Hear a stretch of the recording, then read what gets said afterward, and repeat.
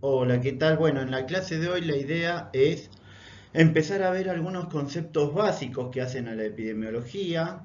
Estos conceptos van a ser vistos más adelante, ¿sí? Y si bien ustedes pueden notar como que están medio inconexos, la idea es que puedan integrarlo y que vayan viendo cómo se va complejizando la epidemiología. Para empezar a hablar de estos conceptos básicos y empezar a entender por qué la gente se enferma, entendiendo que es uno de los ejes sobre los cuales trabaja la epidemiología, es, según y habiendo visto la definición, los factores que generan enfermedad, pero también factores que generan salud. ¿Por qué la gente se enferma y por qué la gente está saludable? Dentro de esos conceptos, uno de los que tenemos que ver es la exposición. ¿A qué hacemos referencia con exposición? Hacemos referencia a que las personas, por ejemplo, si salen a la calle, están expuestas a que sufran un accidente. Si yo estoy en contacto con una persona que tiene COVID, yo estoy expuesto a padecer COVID. A eso hace referencia la exposición. Es relación entre distintos factores ambientales y grupos poblacionales. Los mineros, por ejemplo, están expuestos a las sustancias en las cuales están trabajando. ¿Sí? Por ejemplo, los trabajadores rurales están expuestos a pesticidas, agroquímicos. Todo eso hace a la exposición. Ahora, que uno esté expuesto no significa que uno se vaya a enfermar. Y acá entra en juego otro término que si bien no está escrito, es importante, que es la susceptibilidad. Una persona para enfermarse debe estar expuesta al factor y ser susceptible. Bien, por ejemplo, los que estamos vacunados contra la hepatitis, podemos estar expuestos a una persona que podría transmitirnos la hepatitis, pero no somos susceptibles de padecerla, dado que estamos inmunizados. En ese caso, también estamos expuestos a una vacuna, estamos expuestos a un factor de protección. Ya lo vamos a ir desglosando. Pero bueno, la exposición es relación entre distintos factores ambientales y grupos poblacionales. Acuérdense que la epidemiología habla y trabaja sobre poblaciones, sobre grupos poblacionales. Puede haber una epidemiología ambiental, una epidemiología laboral. Y cuando hablamos de epidemiología laboral, ustedes entiendan que no es solamente el trabajo bruto, por ejemplo, el de operario, el que maneja maquinaria, sino que la epidemiología laboral también está o debería hacer hincapié en los maltratos laborales. Esa es una parte donde uno también está expuesto a malos tratos laborales, ¿sí? Y la parte de la población que puede contraer la enfermedad se denomina la población expuesta al riesgo. Y riesgo ya lo vamos a ver más adelante. Y acá vuelvo a hacer hincapié en que no solamente hace falta estar expuesta, sino ser susceptible. Por ejemplo, de nuevo, salir a la calle implica que uno está expuesto de padecer un accidente y también es susceptible a sufrirlo. Bien, bueno, este es uno de los primeros conceptos que hay que entender cuando uno está expuesto a un factor. Acá lo que vamos a ver es cómo eh, esa exposición o cómo la exposición a determinados determinantes, perdón la redundancia, pueden generar cáncer de pulmón en este ejemplo. Si no está expuesto a asbesto y no tiene antecedentes de fumar, la mortalidad cada 100.000 habitantes es de 11, es decir, que mueren de cáncer de pulmón 11 personas cada 100.000. Esa es la interpretación de la mortalidad. Eso es una tasa, para que vayan viendo cómo se interpreta una tasa Tasa de mortalidad por cáncer de pulmón cada 100.000 habitantes. En el caso de no tener exposición a asbesto y no tener antecedentes de fumar, es de 11. Ahora, si está expuesto al asbesto, pero no fuma, la tasa de mortalidad por cáncer de pulmón se eleva a 58 cada 100.000 habitantes. Ahora, si no está expuesto al asbesto, pero está expuesto al cigarrillo, o tiene antecedente de fumar, la mortalidad se eleva a 123. Si yo comparo qué es más arriesgado, si estar expuesto al asbesto o si tener antecedente de fumar, veremos que antecedente de fumar es más arriesgado o más probable que tenga cáncer de pulmón comparado con el asbesto.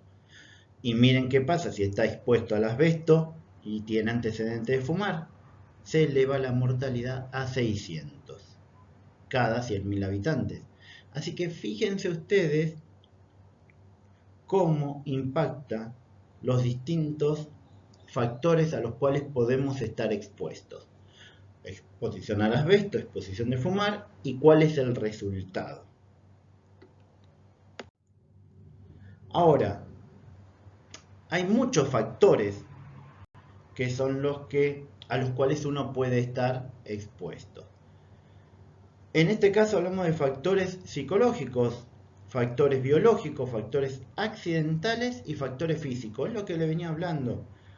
El estrés, trabajo por turno, los trabajos rotativos, hay trabajos considerados insalubres per se, las relaciones humanas. Todo esto son factores psicológicos que puede uno estar expuesto y por lo tanto padecer alguna enfermedad, en este caso sería mental.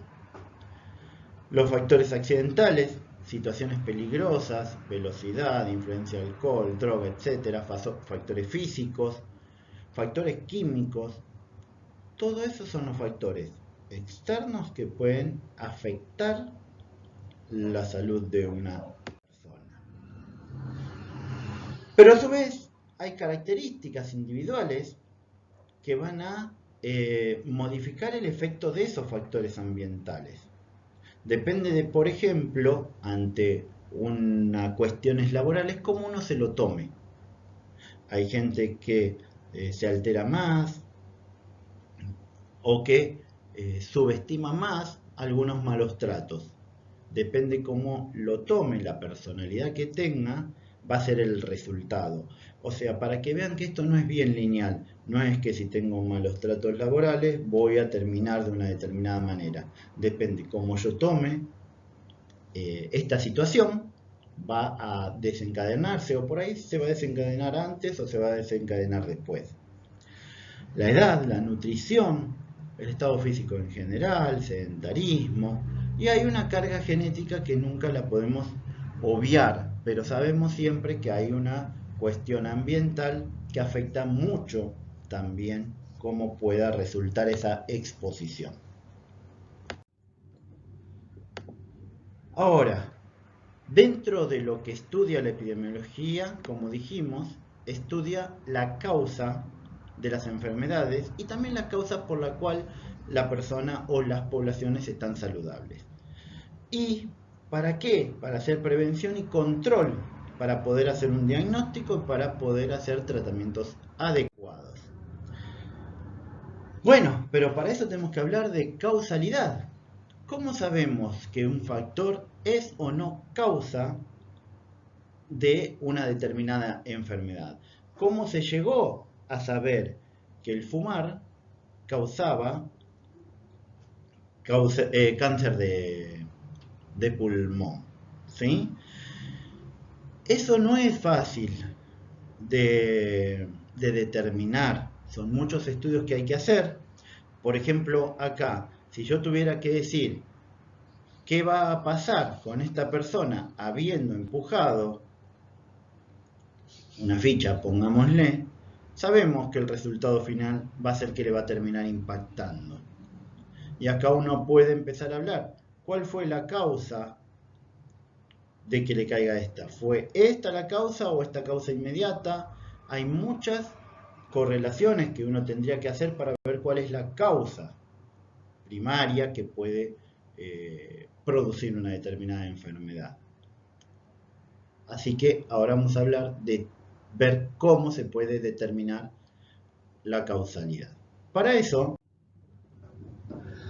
tenemos que saber qué es una causa. Es un acontecimiento, una circunstancia, una característica. Si es una característica, como habíamos visto en la clase anterior, es una variable, es algo que cambia. Bueno, una causa es un acontecimiento, una circunstancia o una combinación, ya empezamos a complejizar el tema, que desempeña un papel en la producción de la enfermedad.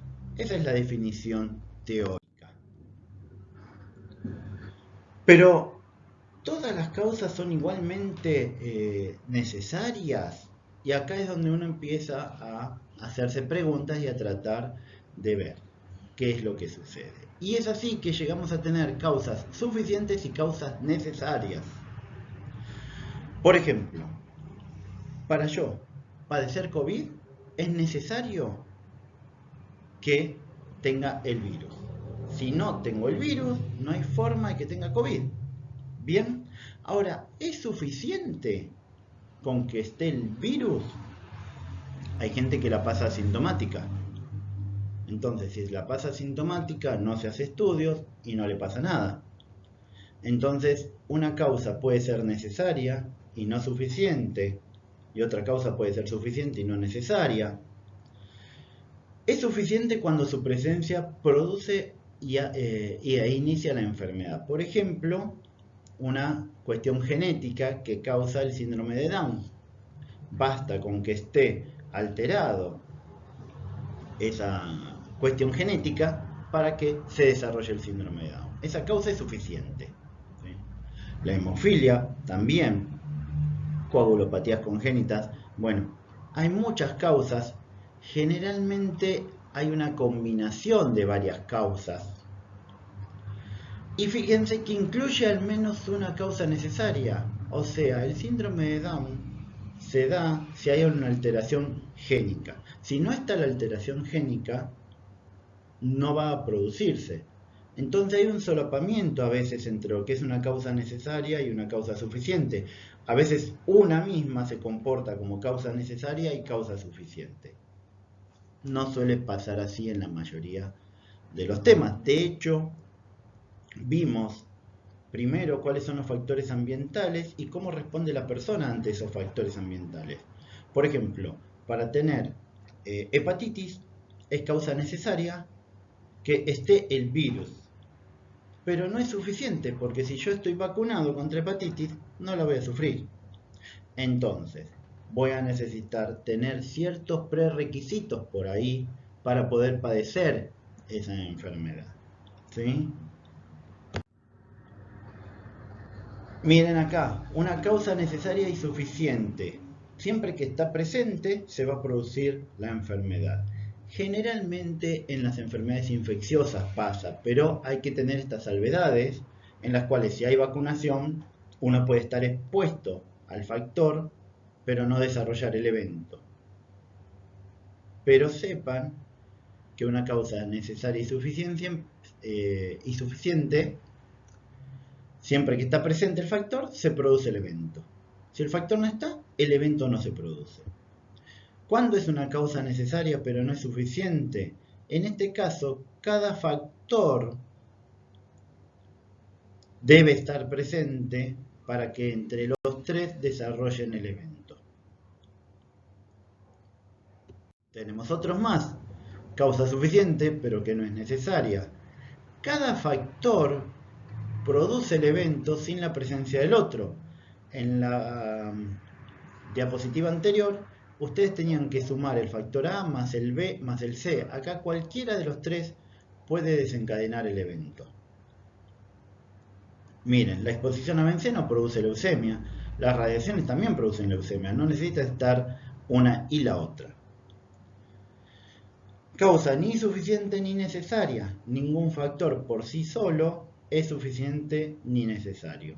Puede ser el A, el B, el C, el D.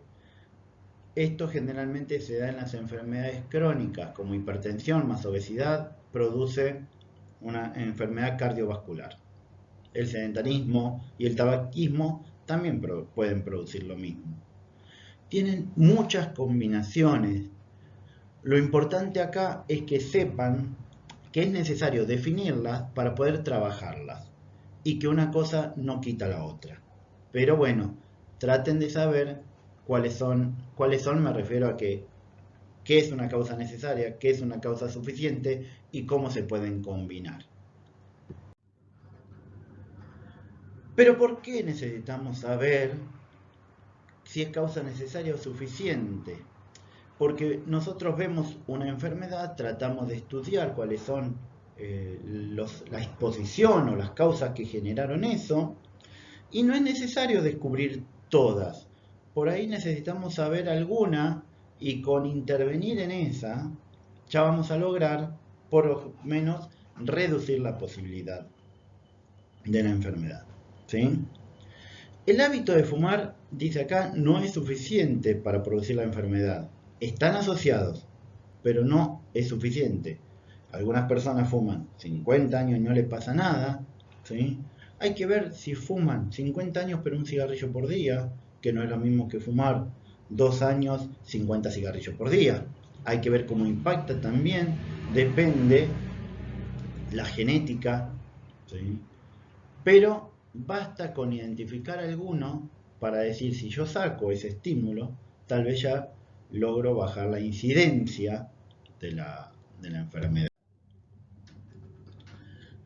Pero bueno, a lo largo de los años se ha tratado de justamente estudiar por qué se producían las enfermedades. Es así que pasamos, como vimos muchas definiciones de epidemiología, también pasamos por muchas etapas en las cuales se investigaba qué pasaba con las enfermedades. Y hay distintos modelos que fueron avanzando. Este modelo, causa-efecto simple, es del siglo XIX, cuando había muchas enfermedades infecciosas. En este caso, no contemplaba factores del huésped ni de su entorno. ¿Qué pasó? Se habían descubierto los microorganismos o ciertos microorganismos, no así los virus, pero decían, si está el microorganismo, la gente se enferma. No importaba nada más que eso. Ahí tenemos una causa simple, efecto simple. Por eso el modelo causal se llama causa-efecto simple. En este caso, como ejemplo, pusimos el virus de la polio. Se creía que con tener con que la causa fuera el virus de la polio, ya se padecía la enfermedad, la poliomielitis. Otro ejemplo es la infección por neumococo. Y se creía que si ya tenía el neumococo, se iba a enfermar de una neumonía. No necesariamente es así, pero imagínense, traten de ubicarse en ese contexto, en ese momento y en esos conocimientos. No estaban todos los conocimientos que tenemos hoy. Entonces, este modelo causa-efecto simple se da por el descubrimiento de Koch de un microorganismo. Cuando descubre el microorganismo, dice, bueno, todo se produce porque existe un microorganismo. Y diseña, crea, inventa estos postulados de Koch, en los cuales dice, si se dan estas 4 cosas, entonces la causa es causa en sí de una enfermedad. Dice que el microorganismo debe estar presente en todos los casos de la enfermedad. El microorganismo tiene que poder aislarse y crecer en cultivo puro. Y después, al ser inoculado en un animal, el microorganismo debe causar la misma enfermedad. Y por último, debe poder recuperarse de ese animal enfermo y debe ser identificado. Estos son los 4 postulados de Koch que se supone respondían la pregunta de si es causa o no de una enfermedad. Pero este aquí que veían que no todas las gentes, no todas las personas que tenían los microorganismos terminaban enfermándose. Entonces no llegaba a cerrar todas estas teorías. Es así que pasamos a otro modelo causal en el cual se habla de múltiples causas con un efecto simple. Acá entra otro término que vamos a ver más adelante, no se enrosquen ahora, pero sepan que existe, que es la transición epidemiológica, en el cual pasamos de enfermedades infecciosas a enfermedades no transmisibles o enfermedades crónicas. Acuérdense, Koch decía, si está el microorganismo va a estar la enfermedad. Bien, ahora eso no explicaba muchas otras enfermedades. O con el correr de los años, en la medida que se fueron curando con la aparición de vacunas y antibióticos, esas enfermedades y la gente empezó a vivir más años, empezaron a aparecer otras enfermedades llamadas no transmisibles. Por ejemplo, tenemos estrés, malos hábitos alimenticios y sedentarismo que puede causar hipertensión arterial. Miren, tenemos varias causas, múltiples causas, que van a producir un efecto. Esto es lo que trata de explicar este segundo modelo causal acerca de las causas de enfermedades. No termina de cerrar y de explicar todo. Por lo tanto, se postula otro modelo causal, que son múltiples causas generando múltiples efectos. Por ejemplo, un síndrome metabólico. Ustedes acá empezamos a ver que el estrés, malos hábitos, sedentarismo y factores genéticos pueden causar hipertensión, infarto, accidente cerebrovascular, insuficiencia coronaria. Y acá se empieza a complejizar la situación, pero este sería el tercer modelo causal. Múltiples causas van a generar múltiples efectos. No termina de cerrar, pero por lo menos se va acercando un poco más a lo que se consideraría la realidad. Se postula el paradigma del riesgo, la red causalidad, multicausalidad de agentes desconocidos. Después vamos a llegar al paradigma de la caja negra, el curso de vida. Vamos a ir viendo cómo se trata de explicar y no siempre se llega a explicar todo. Pero acá lo que tenemos básicamente es distintos factores de exposición, por eso está como una X, o factores de riesgo, que forman un entramado, no sabemos bien con qué potencial, o sea, cuál es la ponderación y el peso que tiene cada una de esas factores de exposición, y terminan dando un estado de salud o estado de enfermedad, depende cómo lo veamos. Pero bueno, acá tenemos la red causal. Esto ya es el paradigma del riesgo.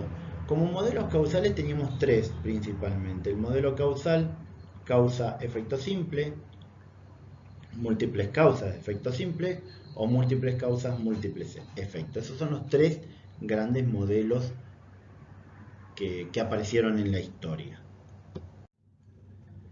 Veamos como ejemplo cómo se produce la tuberculosis o cómo una persona llega a enfermarse de tuberculosis. Primero tenemos que tener un huésped susceptible. Acá tenemos un error de traducción en el cual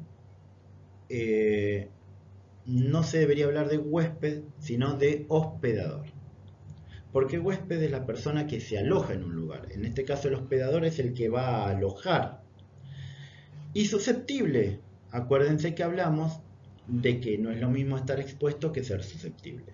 En este caso tenemos un huésped susceptible, vamos a decir una persona susceptible, que va a tener ciertos factores genéticos, malnutrición o hacinamiento o pobreza, ciertos factores, se expone a una bacteria, al Mycobacterium, se genera la infección, invaden los tejidos y se genera la tuberculosis. Ustedes fíjense que se dividió en dos partes acá abajo el gráfico, y por un lado tenemos los factores de riesgo, los factores de exposición, es decir, pobreza, hacinamiento, malnutrición y ciertos factores genéticos, hacen más predisponente a esa persona de que si se expone a una bacteria, se va a producir la enfermedad. Bien, lo que trata la epidemiología es de ver por qué se enfermó, para qué, para tratar de, entre comillas, curando estos factores o bajando estos factores, esta persona no sea susceptible o baje su susceptibilidad. ¿Sí? Otro ejemplo, el cólera. El cólera. Los factores genéticos, la malnutrición, el hacinamiento y la pobreza aumentan la susceptibilidad de la persona a padecer. Ingiere agua contaminada que presenta el vibrión y después va a tener cólera. Otra vez, factores de riesgo de cólera y el mecanismo de desarrollo después. La idea es que ustedes vean que acá uno no puede hablar de manera lineal de que estaba el vibrión y se enfermó de cólera. No, hay ciertos factores que hicieron que se llegara a eso. Y uno tiene que tratar de saber cuáles son esos factores para controlarlos y evitar que la gente se enferme. O que por lo menos mantenga la. Ahora, puede haber factores que yo sospecho que van a producir enfermedad. Entonces digo, este factor A va a producir tal enfermedad. Pero yo tengo que comprobar y digo, bueno, es re obvio que tal factor produce tal enfermedad. No siempre es así. Lo que uno tiene en primer lugar es que desestimar ciertos errores que suelen aparecer. Tiene que desestimar el sesgo, la confusión y la casualidad. ¿Sí? Yo hago una asociación observada. Por ejemplo, yo veo que la gente toma café y después de un cierto tiempo digo, mira, tiene cáncer de pulmón. Ya vamos a ver cómo afecta el café al cáncer de pulmón, si es que lo hace. Yo observo esa asociación. Como puede observar una asociación, che, mucha gente fuma y tienen cáncer de pulmón. Y ahí la primera pregunta que tiene que surgir es, ¿puede ser debido a esa asociación que yo veo del estudio que estoy haciendo a que se deba un sesgo de selección o de medición? ¿Qué quiere decir un sesgo? Un sesgo es un error sistemático. Seleccioné mal el grupo, por lo tanto no es representativo de todo lo que pasa, pero yo observo algo. Bien, entonces pienso que lo que estoy haciendo está bien cuando en realidad no hay una asociación, simplemente que yo seleccioné mal. Eso es un sesgo. Confusión. Acá es donde aplica este ejemplo del café y el cáncer de pulmón. Un sesgo de confusión quiere decir lo siguiente. Yo hago un estudio de 100 personas que toman café y veo que 80 tienen cáncer de pulmón. Entonces digo, mira vos, de 100 personas que toman café, veo que 80 tienen cáncer de pulmón. Hay una asociación. Los números así me lo dicen. Pero puede haber un factor de confusión, porque después se supo que la mayoría de las personas que toman café fuman. Y en realidad el cáncer de pulmón está dado por el cigarrillo, no por el café. Ahí hay un fenómeno de confusión. Y después lo otro que tenemos que descartar es la casualidad. Porque a veces las casualidades existen. Entonces, si yo descarto la casualidad, y ya descarté el sesgo, no es por sesgo, no es por confusión, no es por casualidad, entonces ya puedo inferir que en realidad estoy hablando de una causa. Con estos nuevos criterios que se implementaron, ya no servía lo de Koch. Entonces viene Bradford Hills en 1965 y dice, no, mira, para suponer que una causa es causa realmente, tiene que cumplir estos criterios. Vamos a reforzar el concepto de que Bradford Hills estableció ciertos criterios para establecer la causalidad.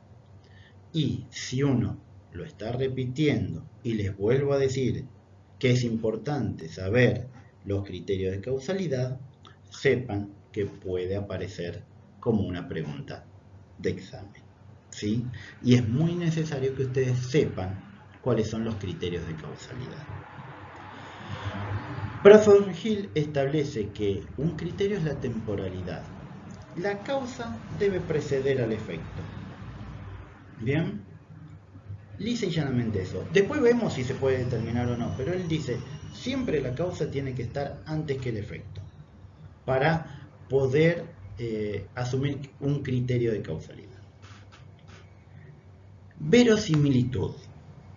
¿La relación causa-efecto propuesta es compatible con otros conocimientos? Cuando yo les planteé que el tomar café generaba cáncer de pulmón, ¿era creíble, pongámosle? ¿Había alguna base científica que sustentara esto que yo estoy diciendo? Tal vez no en ese momento, tal vez más adelante se encuentra alguna asociación que hoy no se conoce. Pero al día de hoy lo que yo tendría que decir es, mirá, no es nada creíble, no encuentro nada, no tengo los conocimientos como para decir, esto podría ser así. Entonces la verosimilitud dice que tiene que haber alguna... la propuesta esa tiene que ser compatible con otros conocimientos.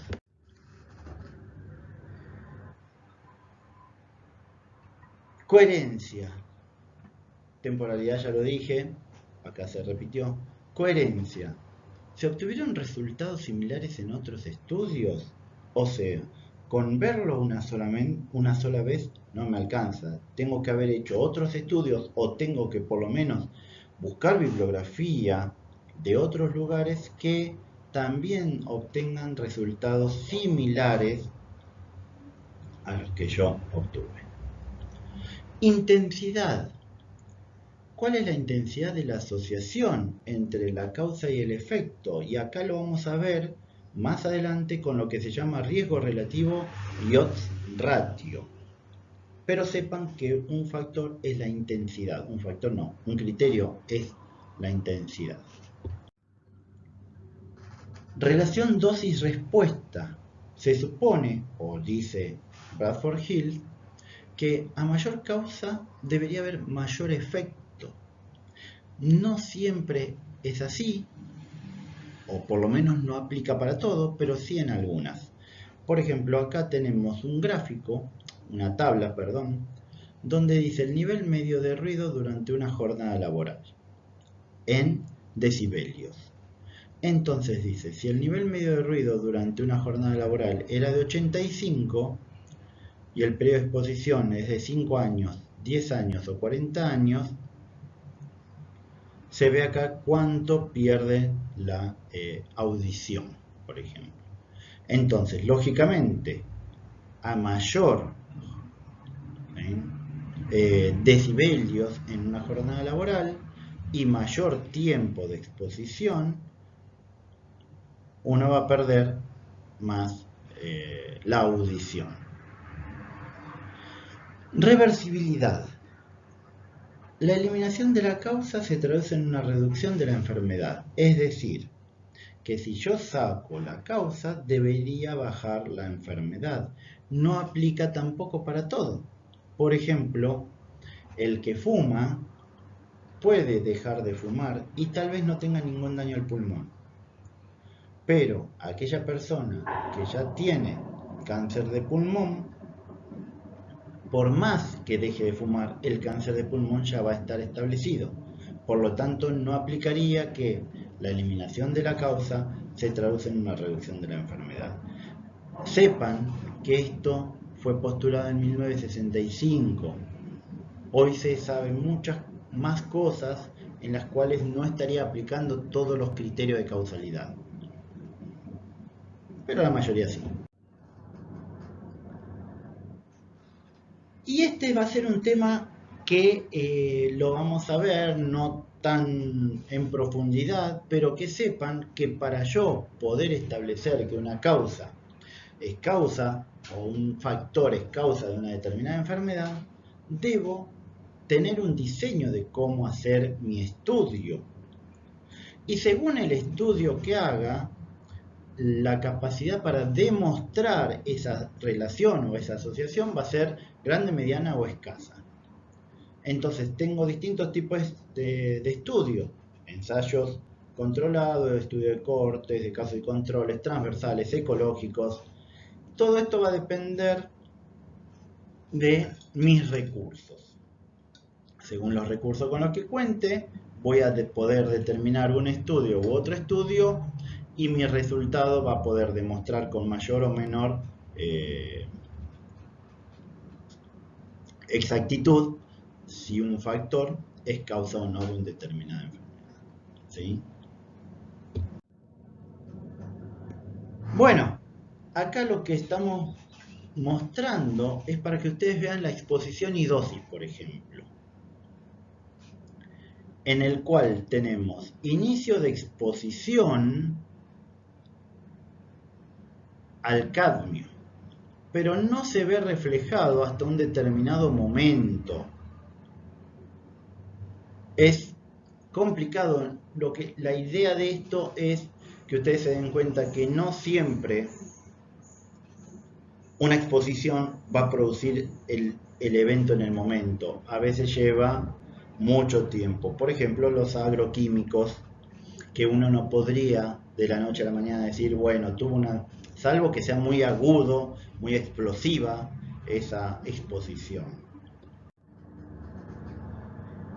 ¿Se acuerdan que veíamos relación dosis-efectos como un criterio de causalidad?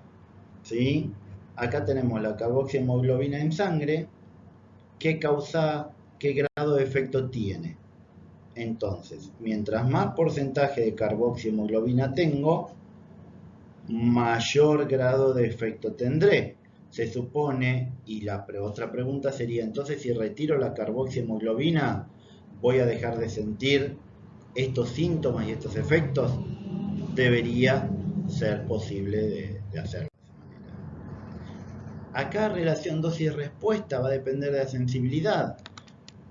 Este gráfico me indica que mientras voy subiendo la dosis, en principio la respuesta, miren que es bastante lenta, pero en este punto, de acá a acá, pequeñas dosis me dan una gran respuesta en porcentaje. Esto es solamente para mostrarles que no siempre se comportan de la misma manera. La relación dosis-respuesta, a mayor dosis, mayor efecto, no siempre se da bien lineal.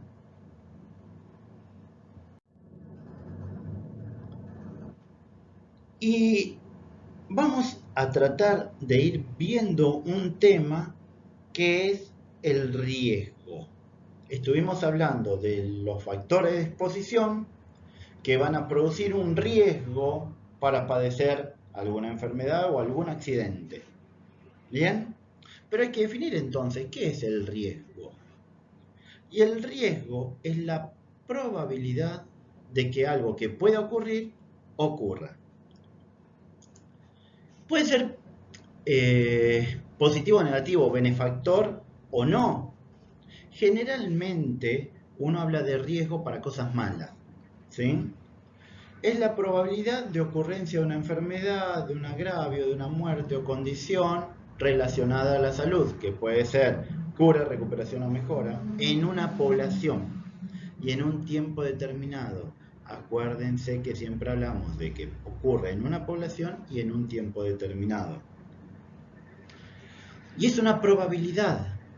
Esto está en relación a lo que vimos al principio cuando hablábamos de proporción, de razón, proporción, tasa. Bueno, acá está hablando de una probabilidad, ¿sí? Traten de ver fórmula de probabilidad. No es muy complicado. Cuando le dicen que hay una probabilidad del 80% de que llueva, ustedes tienen que poder saber qué significa. La probabilidad de ocurrencia de una enfermedad también tienen que saber qué significa. Y eso es el riesgo. Si yo salgo a la calle, tengo el riesgo de sufrir un accidente. ¿Sí? Y si no uso cinturón de seguridad, ese accidente puede ser mucho más grave. Entonces tienen que tratar de entender qué es el riesgo. Y siempre hablamos de tiempo, lugar y persona. ¿A quién le pasa? ¿Dónde le pasa? ¿Y cuándo le pasa? Para definir un riesgo. Otra vez, volvemos a hablar, se expresa como proporción o tasa, que ya más o menos estuvimos tratando de ver la clase anterior. Número de personas afectadas por una determinada enfermedad o fallecidas a consecuencia de esta, dividido la población expuesta y susceptible en la que ocurrieron los casos. A ver, yo no puedo hablar de personas enfermas de COVID en Hurlingham con una población susceptible en Francia. Yo tengo que hablar de la población de dónde salieron esos casos. Entonces, si yo hablo de la población de las personas enfermas en Hurlingham, la población susceptible tiene que ser de Hurlingham. ¿Por qué? Porque es una proporción, es una parte de toda esa población a la cual le pasó algo. ¿Bien? Y ustedes fíjense que podemos hablar de valores absolutos o valores relativos. Esto está muy vigente en las noticias con respecto al COVID. Usted dice, hoy hubieron 10.000 casos y llevamos acumulados 200.000 enfermos, por tirar algún número.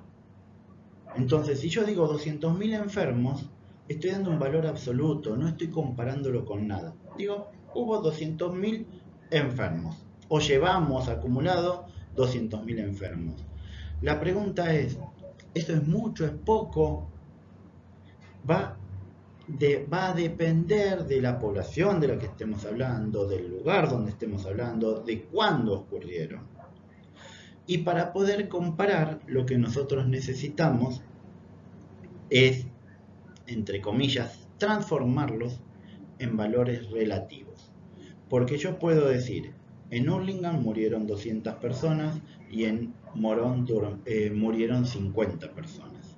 Obviamente el valor absoluto murieron más en Hurlingham que en Morón. Ahora, ¿cuánto representaban eso de la población? Porque si yo tenía 200 fallecidos en Hurlingham y la población era de 200, se murió todo, se murió el 100%.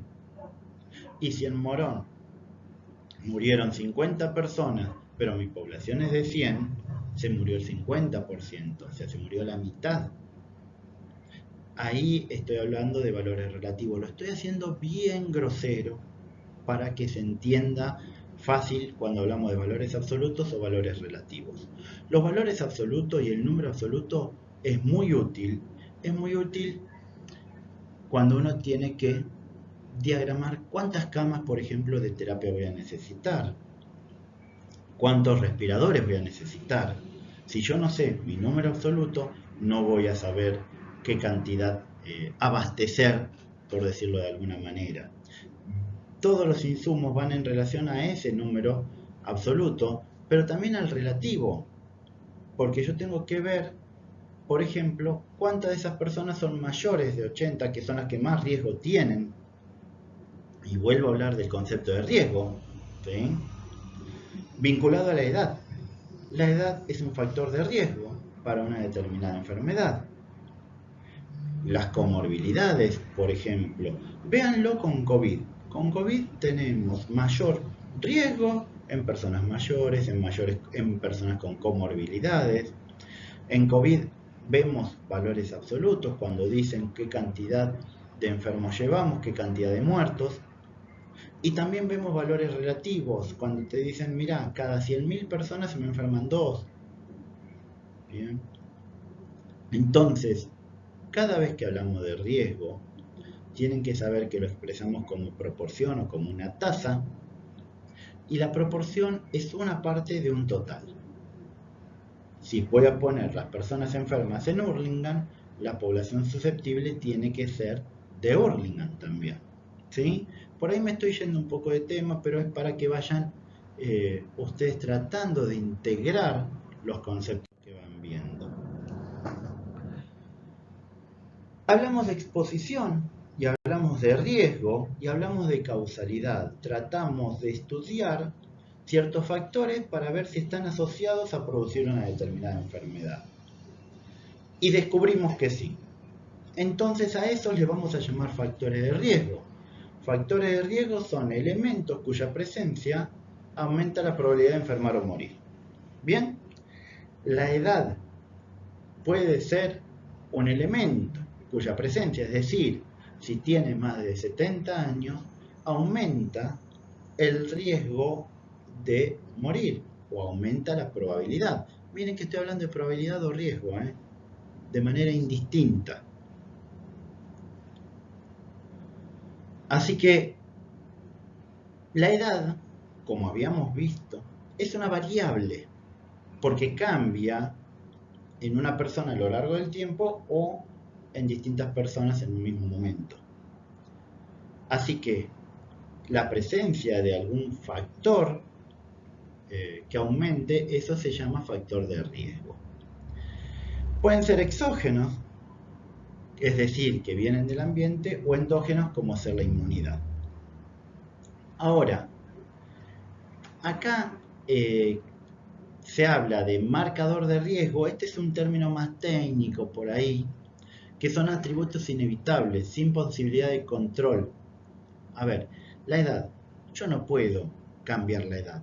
La edad es la que tengo. Puedo aparentar más joven o más viejo, eso es distinto, pero la edad es una. Y no puedo intervenir en la edad. ¿Sí? Con el tema del sexo no nos vamos a meter mucho, entendiendo las diversidades que hay hoy por hoy. Pero la edad es un marcador de riesgo, es un atributo inevitable, no puedo intervenir.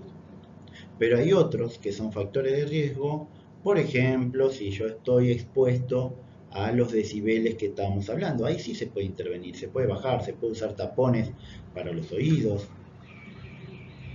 Y grupo de riesgo ya está en desuso, es la población justamente que está expuesta a ese factor. Pero acá globalmente quédense con lo que es un factor de riesgo.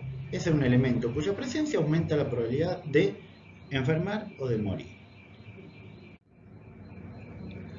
Acá vemos factores de riesgo. Vemos el fumar, que es un factor de riesgo para producir cáncer de pulmón.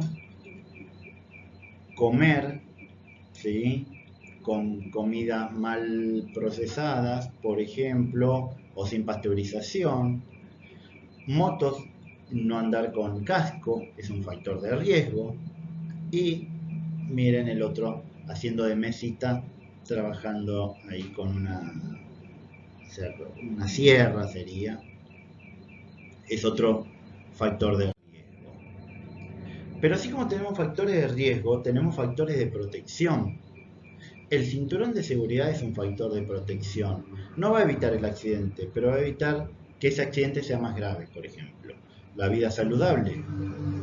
Actividad física es un factor de protección, porque si te agarra una enfermedad no sería tan grave, ¿sí? Tenés mejor sistema inmune. Así que así como tenemos factores de riesgo, también tenemos factores de protección, que es donde más se está trabajando. O de hecho, si yo conozco cuál es el factor de riesgo, sé cuáles son las medidas de protección que voy a tener que tomar. En este caso, vamos a ver un ejemplo de la intervención de un factor de protección. Teníamos de enero a diciembre de 1982, traten de leer el gráfico de esta manera, tiempo, ¿sí?, y el uso de cinturón de seguridad. Usaba el 40% de cinturón, 40% de la población usaba cinturón de seguridad. Miren las lesiones mortales y graves que había con este nivel de uso de cinturón de seguridad. ¿Qué pasó en febrero del 83? Entró en rigor, en vigencia, la ley que obligaba a usar cinturón de seguridad. Y a partir de acá, lo que uno nota es que subió el uso del cinturón de seguridad de un 40 a un casi 90%.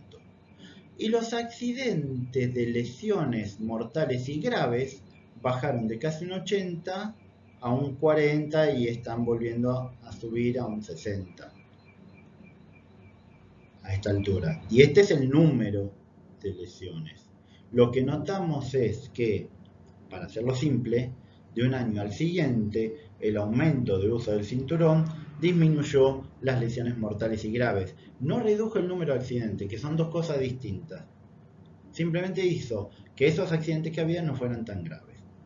Eso es un factor de protección. ¿A partir de qué? De establecer cuál era un factor de riesgo. O sea, el accidente, el factor de riesgo era que salían despedidos por no usar cinturón de seguridad.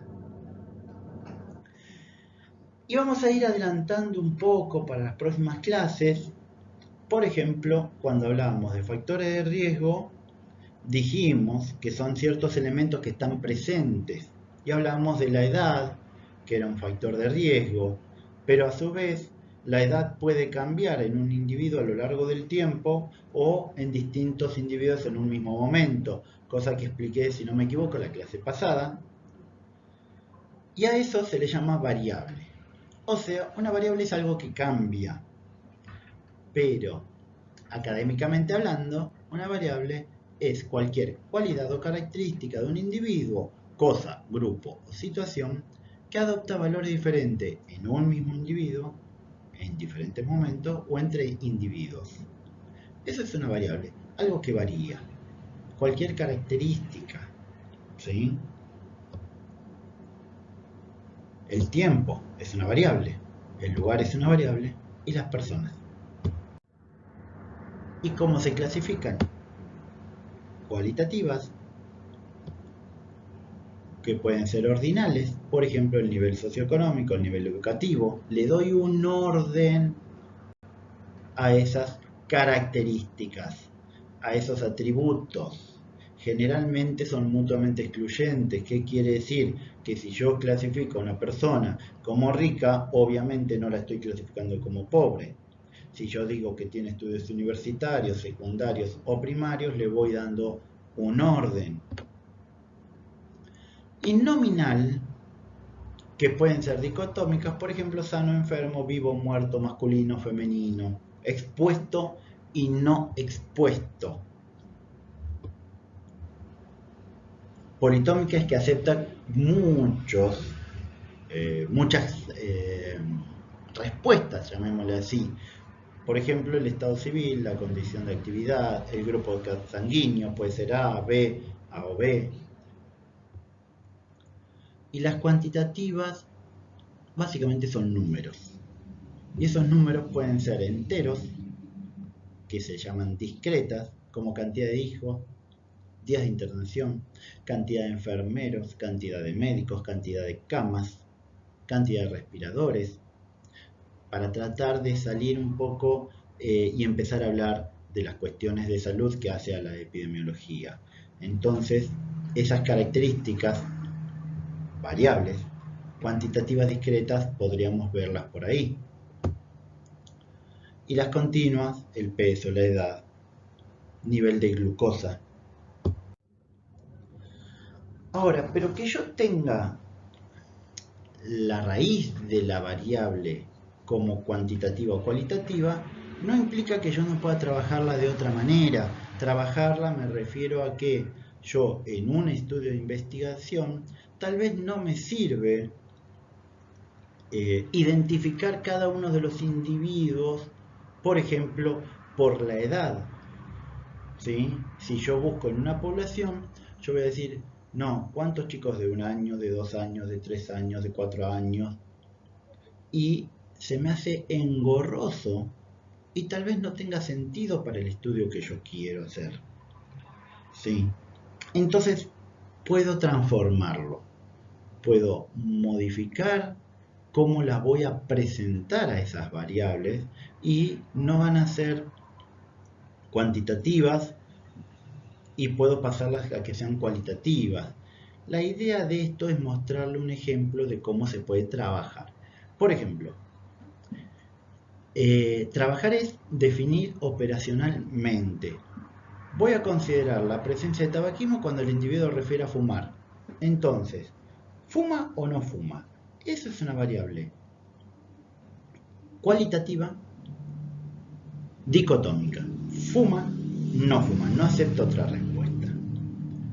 Es nominal porque no estoy diciendo si es mejor o peor, no le estoy dando un orden. Y la voy a clasificar en fuma o no fuma. Ahora, puede que mi estudio, más allá de saber si fuma o no fuma, quiero saber qué cantidad refiere fumar. Y voy a decir, mira, los voy a clasificar en aquellos individuos que no fuman, en los que fuman menos de 5 por día, entre los que fuman menos de 20, o sea, entre 5 y 20 cigarrillos por día, o los que fuman más de 20. Y le voy a dar un orden. Aquel que no fuma va a ser ausencia de tabaquismo. El que fuma hasta 5 va a ser tabaquismo leve. El que fuma hasta 20 moderado. Y el que fuma más de 20 severo. Ahí lo único que hice fue transformar para poder trabajar yo una variable. Y va a ser, primero era nominal, ahora la hice ordinal y le asigno distintas categorías. Pero por otro lado, puedo decir, voy a clasificarlos de acuerdo a la cantidad que dice fumar y la hago cuantitativa directamente. Entonces, una variable puedo trabajarla operacionalmente de distintas maneras. Pero puede ser que la clasifique de otra manera. Esto es más para decirles a ustedes que puede haber otra forma de clasificación. La que más importa es la anterior. Pero acá podemos ver que tenemos variables dependiente o independiente. Una variable dependiente generalmente es la enfermedad. Generalmente la enfermedad es dependiente. ¿De qué va a depender? Va a depender de una variable independiente. Y esa variable independiente generalmente son los factores o las causas. Yo expongo a una persona a una causa, variable independiente, y eso va a hacer que surja un efecto, que es la variable dependiente. Es solamente para que sepan que existe otra clasificación de las variables, no solamente cuantitativa o cualitativa, sino dependiente o independiente.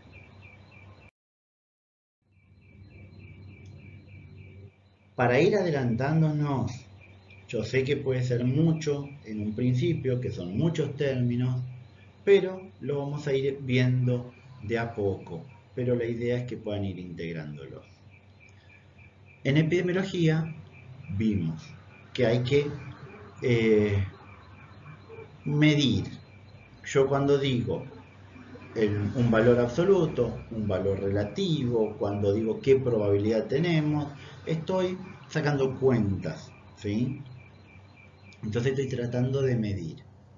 ¿Cuáles son esas mediciones que se hacen en epidemiología? Hay de 3 tipos principales, no quiero decir que no haya otra. Las 3 principales son de frecuencia, de asociación y de impacto. No es lo mismo que pruebas estadísticas. La estadística es el tratamiento matemático de datos. Y hay pruebas estadísticas, sí se usan junto con las medidas, pero no son lo mismo. Sépanlo.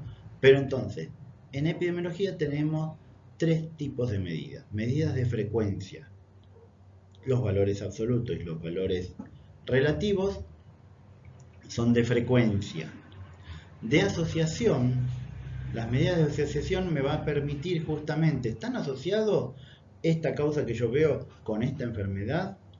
Y de impacto, cuán asociadas están también. Esto fue solamente apenas esta última diapo para mostrarles lo que se viene, llamémosle así. Lo vamos a ir viendo de a poco, pueden hacer las preguntas que consideren por medio del campus. Por ahí tardamos 72 horas, calcúlenle, en responder. La idea, eso cada profesor lo va a poner en la comisión que corresponda, de a veces cada 2 clases, cada 3, ir haciendo un Zoom, un encuentro sincrónico, donde le van a poner el link, para que de esa manera ustedes en ese encuentro puedan resolver las dudas que se van a ir generando en estas clases. Así que bueno, los profesores que van a estar en cada una de las comisiones van a ir explicándole cómo va a ser la dinámica para que lo puedan saber. Muchas gracias, nos vemos la próxima clase.